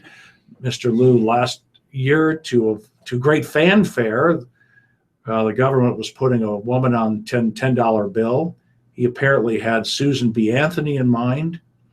Well, it turned out this was the wrong moment to mess with Alexander Hamilton, who you may have heard is currently starring on Broadway. Lew also has, stung by his own peer group, Ben Bernanke, said he was appalled that this would happen. So the Treasury needed another bill. Morris, it's awkward. It's also fascinating. Okay, so they kind of go on and they banter back and forth, and it's kind of fun, where they talk about what they should do. But I don't know. I guess change is good. I just love the fact they're changing up the $20 bill in 2020. Yeah. Oh, yeah. Yeah. That's good. Yeah. Yeah. That's marketing. It is. That's very, very creative for the Treasury. Creative. Yeah. I hadn't even. Well, you're an English teacher, so you. All right. I'm going to jump over to the Today's Living because one of my favorite columns is in there. The holidays for your taste buds. All right, you guys ready to see what's happening in the world of food this week? I read that last week when I was here. You turned me on to that. That is a great column. It is fun. I am such a geek for little trivia like that. Sure. And so it's fun. So today, April 20th, National Pineapple Upside Down Day Cake, or Cake Day rather. Upside down cakes date back centuries when they were cooked in cast iron skillets on top of a stove. Pineapples got into the mix in 1903 when James Dole introduced canned sliced pineapple. Soon, the pineapple rings filled with maraschino cherries became a wildly popular cake recipe, according to nationaldaycalendar.com. If anybody has a spare pineapple upside down cake laying around, let me know. Love those. April 21st, National Chocolate Covered Cashews Day. No doubt the cashew is just another delicacy to dip in chocolate, but the cashew is an interesting nut. It comes from the same family as pistachios, mangoes, and poison ivy. It's a combo I did not know went together. The shell of the nut contains urushiol, a toxin, which is why the U.S. bans the sale of shelled cashews. Raw cashews contain cashew nut shell liquid, which is highly flammable, according to foodimentary.com. April 22nd, one of Ronald Reagan's favorite days, National Jelly Bean Day. Count this bean-shaped candy to be among the first sold by weight rather than by the number of pieces. The jelly bean's history is unclear, but the first reference to the candy dates back to 1861 when Boston candy maker William Schraft urging people to send his jelly beans to Union soldiers fighting in the Civil War. President Ronald Reagan credits the jelly bean with helping him quit smoking. April 23rd, National Picnic Day. Picnic comes from the French word pique-nique, which in 1692 referred to a group of people eating together and bringing their own wine.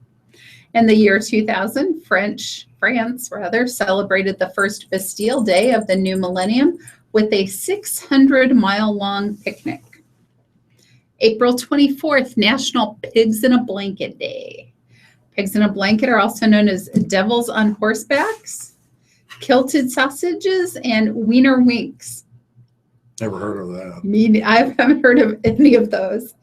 What are pigs in a blanket? Hot dogs wrapped in dough or breakfast sausages and pancakes? The answer is both. The first written record of pigs in a blanket occurred in 1957 in Betty Crocker's Cooking for Kids. In the United Kingdom, pigs in blankets are small sausages wrapped up in bacon. I should go over there and try those. Mm-hmm. April 25th, National Zucchini Bread Day. Zucchini bread descends from a long line of European sweet vegetable puddings, including carrot and sweet potato, dating back to the Middle Ages.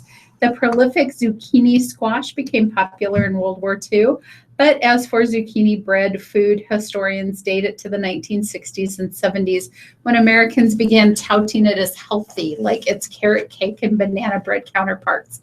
Just how healthy any of them are actually depends on the amount and type of flour, sweetener, and fat used to make it. And April 26th is the last day for the week, and it is National Pretzel Day. A monk in southern France or northern Italy is said to have created the first pretzel in 610 AD. The pretzel, or bretzel as it was called, came to America in 1710 with Palatine German immigrants who settled in Lancaster County, Pennsylvania. German children used to ring in the new year by wearing pretzel necklaces for health, prosperity, and good fortune. And newlyweds would break a pretzel, known as the marriage knot, and eat it to symbolize their oneness. Before the invention of machines to do the work, pretzel twisting was the second highest paying job in Philadelphia in 1861, according to Foodimentary.com. And today, 80% of America's pretzels are made in Pennsylvania. Oh, I didn't know that. I did not either. Okay. This is from Fashion and Style from the New York Times, and the headline is, "Don't You Forget About Me, the formerly irredeemable 80s return." And there's a picture of Cyndi Lauper from her She-Bop days. And there's a picture of Donald and Ivana Trump, and Donald Trump has black hair. Oh, wow. Did he ever have, I don't remember him having Wow. black hair. But anyhow, yeah, Huh. he's got black hair there. Unless somebody did that in Photoshop, I don't know. 6 nights and 2 afternoons a week, the synthesizers blare, the lights flash, and the strains of Tears for Fears are heard over Broadway. In Los Angeles, both the Los Angeles County Museum of Art and the Getty are hosting major exhibitions of the work of Robert Mapplethorpe, the artist who shook up the art world some 3 decades ago. Crisscrossing the country, Donald Trump, whose towering ambition and penchant for hyperbole mark him as an icon of 1980s excess, is homing in on the Republican presidential nomination, thumping a business book like a combination Bible and policy manual, one that was published in 1987. I think it was called The Art of a Deal. That same year, Richard Nixon wrote to him, "Whenever you decide to run for office, you'll be the winner." And actually, the prediction came from Mrs. Nixon. And then that's what he said. But the former president said she's an expert on politics. What year is it anyway? Okay, the 1980s. The more is more era has never left us. It's been a touchstone for fashion, music, and popular culture. Remembered fondly, but with a shudder as the butt of jokes and youthful indiscretions with hairstyles. That was the deal, the big hair and shoulder heights. Big hair for both men and women. Remember Poison? That was the rock group. But then a strange thing has been happening. The formerly irredeemable 1980s, it seems, are creeping back to the fore. I do see them coming around again, said Duncan Sheik, who wrote the music and lyrics for American Psycho, an 80s set Broadway musical that opens Thursday, one that includes both 80s styles compositions and adaptations of Tears for Fears hits, New Order, Phil Collins. It's likely the first Broadway musical in history whose bloody climax takes place to Huey Lewis in the News.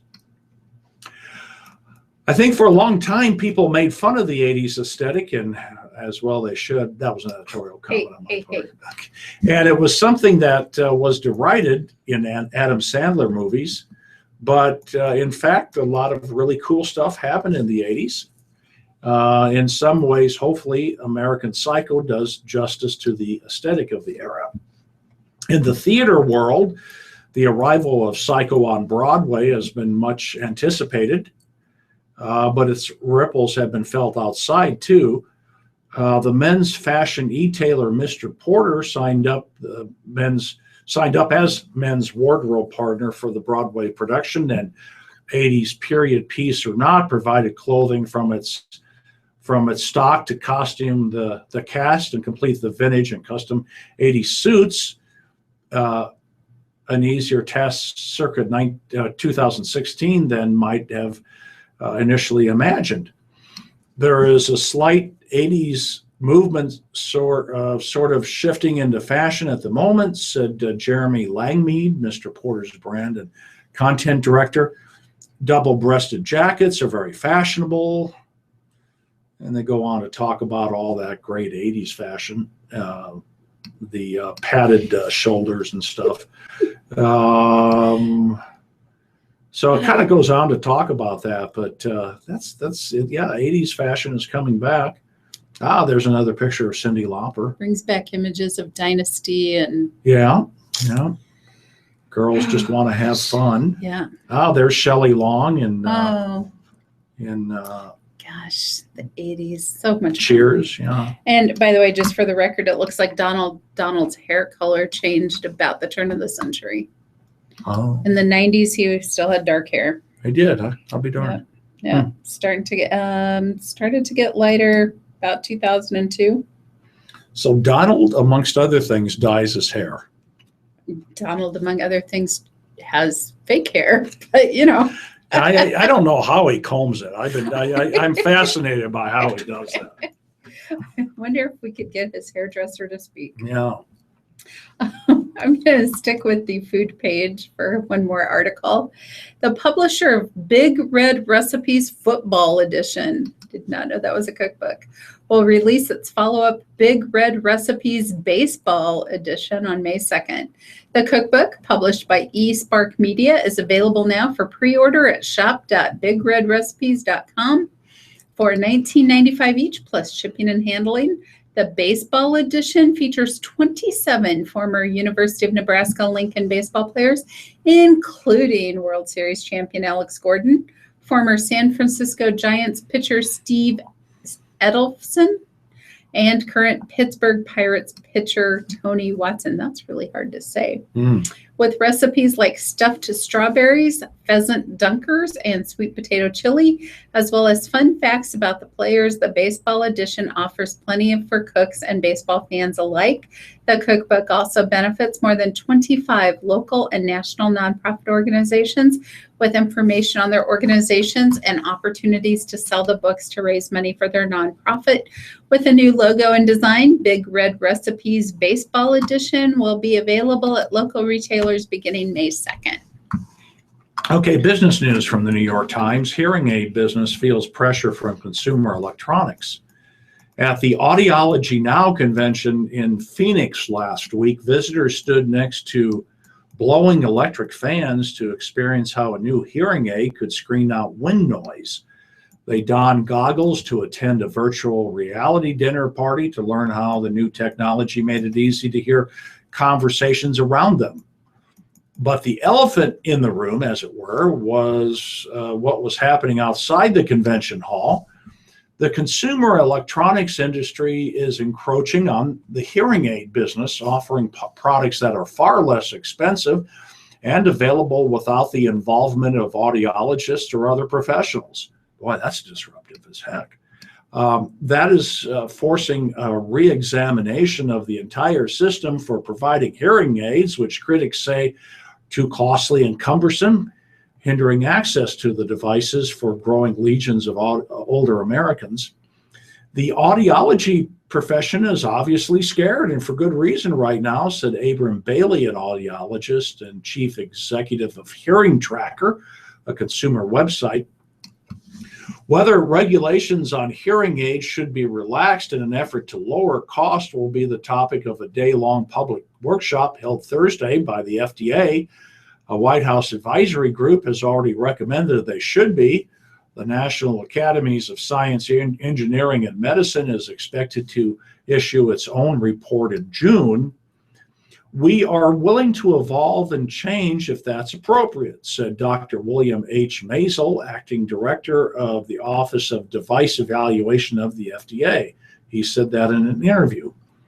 Hearing aid manufacturers said that diagnosing and treating hearing aid loss is too complex for consumers to use consumer devices without the aid of a professional. Hearing is just one realm in which new technology is clashing with traditional medical practice and regulation. There have been debates over genetic tests ordered by consumers rather than doctors, and other medical diagnosis using smartphone apps. Just this month, the American Optometric Association complained to the FDA about Opternative, a startup that offers eyeglass prescriptions based on a self-administered online test without having to go to the eye doctor. But the opportunity in hearing aids appears particularly striking. Nearly 30 million Americans, including two-thirds of those over 70, are said to have hearing loss, but only 15 to 30% of those would benefit from hearing aids. Hearing aids are regulated as medical devices by the FDA. Under federal and state rules, they generally must be provided by an audiologist, a licensed dispenser, or doctor. Consumers are supposed to get a medical evaluation first. They cost, on average, $2,400 each, or close to $5,000 a pair. Medicare does not pay for them. About 3.1 million hearing aids were sold in the U.S. in 2014. Wholesale value of about $1.7 billion, retail $5.2 billion. Pressures are already lowering costs. Costco sells hearing aids at far lower price than audiologists charge.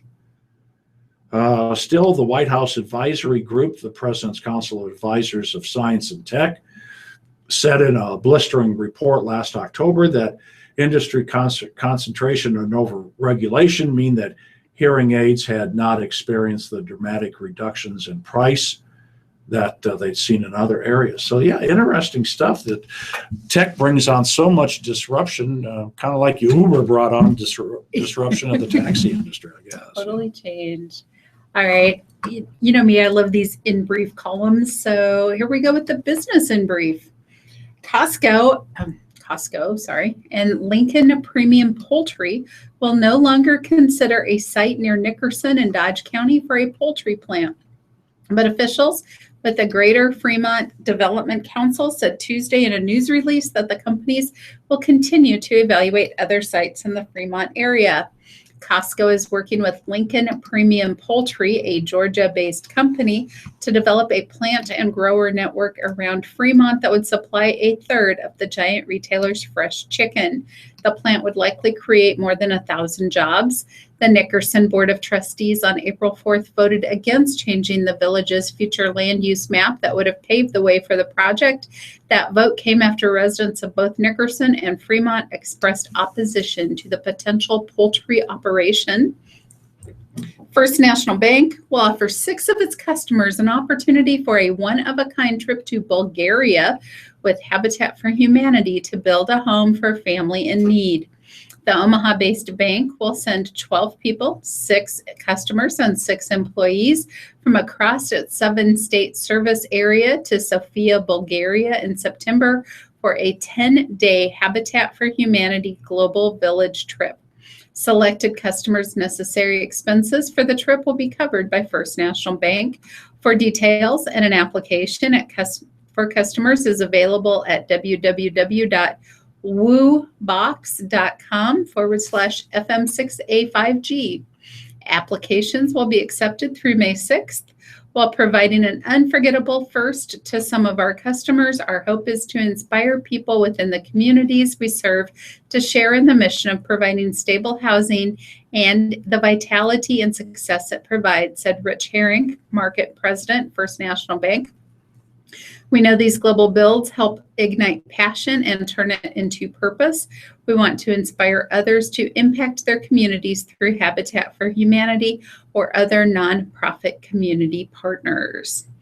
And from Granite Falls, Minnesota, the former chief financial officer for a large industrial contracting company from Granite Falls is charged with embezzling $5.7 million from her employer.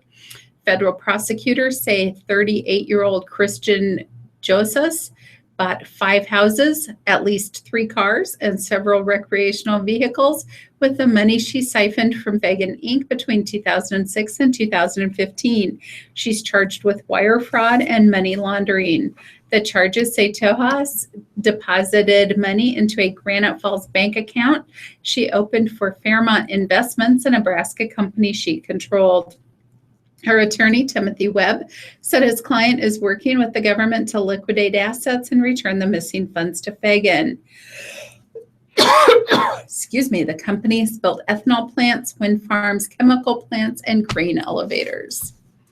Okay, over to sports from the New York Times. I'm a lifelong Cubs fan. And if you say I grew up a Cubs fan, that's akin to child abuse.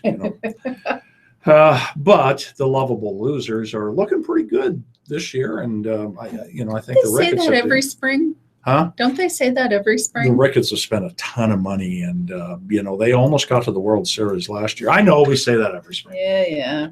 So, but they're favored to make it to the World Series this year.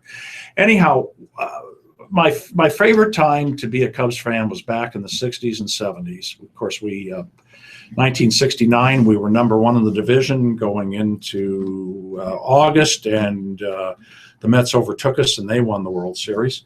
But 60s and 70s, my aunt lived up by O'Hare, and I used to go in and see her, and we'd go down to see the games, and she taught me how to keep score, and it was fun. And Milt Pappas was an all-star pitcher for the Cubs during the early 70s. He passed away at age 76. KG right-hander who won more than 200 big league games, but whose most memorable, if unlucky, legacy is that he was traded for the future Hall of Famer outfielder Frank Robertson, and is considered to be one of the most lopsided exchanges in baseball history. Died on Tuesday in his home in Beecher, Illinois. He was 76. He was a good pitcher, though. His death was confirmed by his wife, Judy, who said she was unsure of the cause. Pappas appeared in his first major league game with the Orioles in 1957, when he was 18. The next season, he won 10 games for a sixth-place team, becoming the first member of a young rotation known as the Baby Birds. By 61, it included Chuck Estrada, Steve Barber, and Jack Fisher. Not one of them yet 24. Control pitcher with a blazing fastball over his career. Pappas struck out fewer than 5 batters per 9 innings, but he also walked just 2.4 and gave up less than 1 home run. By the end of 1965, at age 26, he had already won 110 games and twice been an All-Star. That was when the Orioles, who were pitching rich but hitting poor, traded him to the Cincinnati Reds for Robinson, who had already turned 30 and was 4 years removed from his most valuable player award in 61. On the face of it, the trade seemed reasonable for both sides, perhaps favorable for the Reds, and it didn't turn out to be that way. Pappas went on to have a good career, really, winning 99 more games for the Reds, Atlanta, and the Cubs. Robinson, however, promptly led the American League with a 316 batting average, 49 home runs, 122 runs batted in, winning the Triple Crown and the MVP award, and leading the team to its first World Series since 1944, when the franchise was still in St. Louis and they swept the Los Angeles Dodgers. So, I remember him very well. Milt Pappas, pitching for the Cubs when I was a kid, and passed away at the age of 76. Oh, that's too bad. What you got? In the Daily Blitz, it says the Big Ten is poised to shift much of its media rights from ESPN to Fox. Mm-hmm. An industry source on Tuesday confirmed a Sports Business Daily report that a pending 6-year deal would give Fox Sports and Fox Sports 1 about 25 football games and 50 men's basketball games per season, starting in the fall of 2017.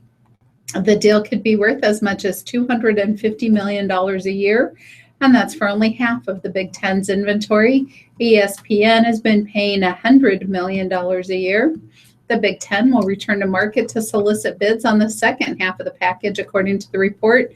Among the potential interested parties are ESPN, ABC, CBS, NBC, and Turner Sports. Commissioner Jim Delaney is personally handling the negotiations for the Big Ten. No surprise, considering how he boosted revenue by creating the Big Ten Network. BTN's deal with the conference runs through 2031-32. Sports Business Daily has reported that CBS wants to renew its package of men's basketball games, currently worth $12 million a year. That contract, like ESPN's, expires after next season. Each Big Ten school, save for newbies Maryland and Rutgers, is expected to receive $40 million to $45 million a year in media rights once the new deals kick in. That figure was $20 million in 2009 and 10. In basketball sports shorts, Stephen Curry underwent an MRI exam on his injured right ankle Tuesday, and the Golden State Warriors said nothing of concern came up on the test. The reigning MVP questionable for Game 3 of his team's playoff series on Thursday in Houston. And Dirk Nowitzki bruised his right knee when he fell early in the Mavericks' 85-84 Game 2 win over Oklahoma City. Los Angeles Clippers guard Jamal Crawford won the Sixth Man Award, becoming the first 3-time winner as the NBA's best reserve. And a person with knowledge of the search tells the Associated Press that the Minnesota Timberwolves plan to interview Mark Jackson for their coaching vacancy. And the Phoenix Suns are retaining Earl Watson as head coach for next season. And in boxing, WBO super lightweight champion Terrence Bud Crawford has been accused of causing $5,000 in damage to a hydraulic lift last week during a dispute with an Omaha body shop owner. I don't think he punched the lift. I think he got on it and drove it around. Or something. Okay. Yeah. Good. Man, that could have been painful.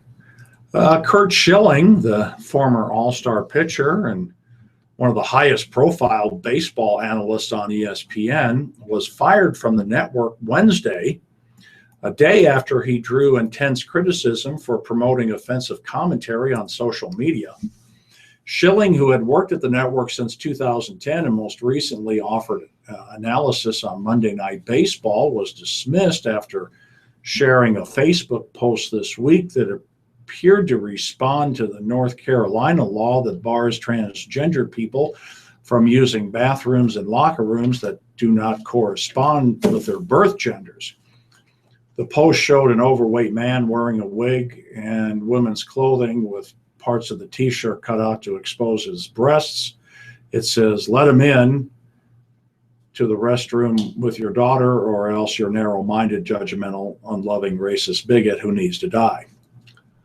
I saw that on Facebook. To that, Schilling added, "A man is a man no matter what they call themselves. I don't care who they are, who they sleep with. Men's room was designed for the penis, women's not so much."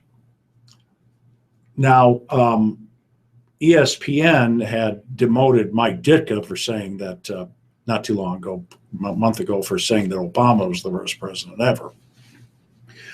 Whether you agree or disagree, ESPN's pretty sensitive to that stuff, so I probably would have stayed away from it. Yeah, probably should have learned a lesson there the easier way. Well, and he had been suspended after he posted a comment on Twitter in August comparing radical Muslims to Nazis. I don't know if that was, but anyhow, yeah. I think I would just kind of stay away from the political thing altogether. Yeah. Because he probably doesn't care. Sports. Yeah, he probably doesn't care. Probably not. You know, he's got all the money he'll ever need. So, well, but good point. So, good time for him to retire, huh? Well, from broadcasting, he'll find a job somewhere. Somebody will hire him. Maybe a local sport like WEEI, and I mean, he's so beloved by Boston. I mean, that him pitching that World Series with the blood coming out of his sock, he pitched after he'd had surgery, and he's so beloved in Boston that WEEI will hire him, or somebody will hire. Somebody will hire him. But yeah, I probably would have stayed away from that. That Twitter can sometimes get you in big trouble. Yeah, people are paying attention to your tweets, unlike me. Yeah, right. Nobody sees them. But, I think maybe I've tweeted once in my entire life, but that's all right. I'm always on Facebook. Well, see, that's where I get all my news. That's why I don't know how to pronounce anybody's name. Maybe they need to come up with a talking Twitter. That might help me. Whenever I can't pronounce somebody's name, I think about WKRP in Cincinnati. Do you remember? I love that show. Les Nessman, and they were talking. This was back when Chichi Rodriguez was still playing tennis, and he called him Chai Rodriguez. Yeah. So I always think about Les Nessman when I can't pronounce a name. I love it. What was I was calling him Brokel Harem or something. Yeah, it's all right. It worked. I'm going to stick with one more piece of what are we in sports? There we go. About for a small portion of her first 4 months in Lincoln, Hunter Atherton? Let's go with Atherton, has been an amateur photographer. Oh, so you're not perfect. I am not. Ask my daughter. She'll tell you. Totally not. Yeah, well, ask my daughter. She won't even tell you she has a dad. So. Who are you? Yes. But if you're one of the people who asked her to take a photo of yourself in the Nebraska volleyball team, or even if you don't, you should know Atherton is definitely on the volleyball team. And she's already looking like she'll be able to add to the Huskers' success sometime in the next few seasons. Atherton is from Prospect, Ohio. She graduated early from Dublin Kaufman High School so she could enroll in January and join the Huskers for the beach volleyball and indoor spring season. Nebraska is in the 4th week of spring practice and will play its only spring match Saturday against Colorado in Ogallala. Husker coach John Cook hopes that each of the players, Atherton included, will get a chance to play in the match. Once Atherton arrived in Lincoln, she'd go places with her new teammates, such as to basketball games. Fans would often ask to take photos with the players who had just won the NCAA championship. And changing the page. Sometimes Atherton would graciously offer to take the camera and shoot the photo so the fans could be in a picture with the players they admired. Atherton would get in some photos if she didn't feel like it was related to the championship. Many fans would tell her it was okay for her to get in the photo too. I'm like, no, it's okay. I wasn't part of this, Atherton said. That's their thing, and I want them to enjoy it because they earned it. Atherton has been planning since her sophomore year of high school that she would be an early enrollee. The Huskers are off from school and practice next month, so Atherton said she'll go home and take part in the graduation ceremony. And yes, she can attend prom if she chooses. Atherton thought the extra practice that would come with arriving early would help her be a better player. I wanted to do everything I could to be able to play here and be good enough to play here. Atherton said she's benefited most from setter training with when Kelly Hunter, Brooke Smith, and Atherton would get an extra practice with the coaches. That's been a great thing for me to come in and get the reps. The placement of my ball has been so much better. Atherton was in Omaha during the NCAA Final Four to play in the Under Armour All-American game. There was a setter competition between sets of the high school match, and she won. At the Final Four, Atherton had to leave before the championship match to attend a cousin's wedding. The match was on TV at the wedding reception. Atherton kept thinking, we can't sweep in the national championship match, can we? They could, with the Huskers winning against Texas 3-0. It was awesome, Atherton said. She's been around the team long enough now that she thinks she has an idea why the Huskers are so successful. They're so close. They're just a great team, Atherton said. Even if someone is mad, they almost have the mentality of guys. Guys can get mad at each other and not have drama on the team or anything. They're just so close. I think that's why they're so successful, just because they work so hard and they are such a close-knit team. Atherton was the number 41 overall recruit in the 2016 class and the 8th-ranked setter. She was the Ohio Gatorade Player of the Year and first-team All-American. Hunter is the returning starter at setter and will be entering her junior season. It will be very difficult for another player to take her job this season. Atherton could play this season as a serving and defensive sub. Cook has already praised her defensive skills. And I will stop there since that brought us to 8 o'clock. Yeah. And they got their rings at the spring game, halftime of the spring game. Oh, very That was kind of cool. Yeah, I was watching that, so that was neat. Okay, we're all done. It's 8 o'clock. Let's send it back to Emily in the control room. All right. That brings us to 8 o'clock, and this is the end of your live reading for another night. There we go. Here's for this lovely Wednesday evening.